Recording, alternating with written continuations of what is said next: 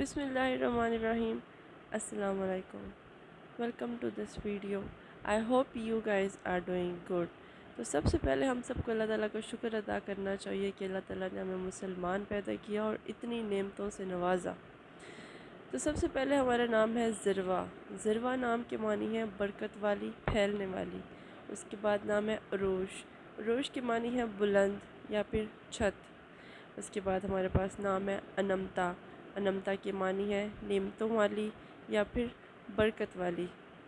اس کے بعد ہمارے پاس نام ہے عمل۔ عمل کے معنی ہے امید۔ نیکسٹ نیم ہے مصفا۔ مصفا کے معنی ہے صاف و شفاف۔ اس کے بعد ہمارے پاس نام ہے حریر، معنی ہے ریشم۔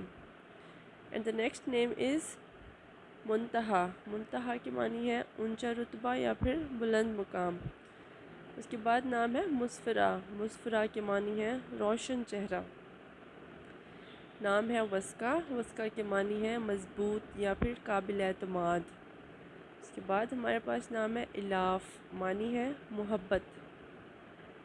اس کے بعد نام ہے طوبہ۔ طوبہ کے معنی ہے خوشخبری اور یہ ایک درخت کا نام بھی ہے۔ اینڈ دا نیکسٹ نیم از ضاحکہ، معنی ہے ہنسنے والی یا پھر خوش باش۔ نام ہے شفق، معنی ہے شام کی سرخی۔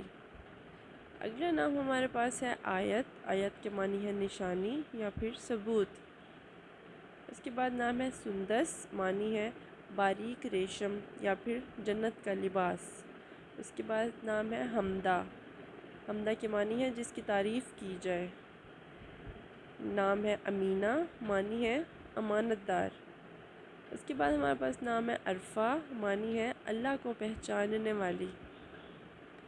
اگلا نام ہمارے پاس ہے عائرہ، معنی ہے قابل احترام یا پھر قابل عزت۔ نام ہے فاطمہ، معنی ہے پاکیزہ اور یہ حضرت محمد صلی اللہ علیہ وآلہ وسلم کی بیٹی کا نام بھی ہے۔ Thanks for watching this video. Allah Hafiz and kindly subscribe this channel.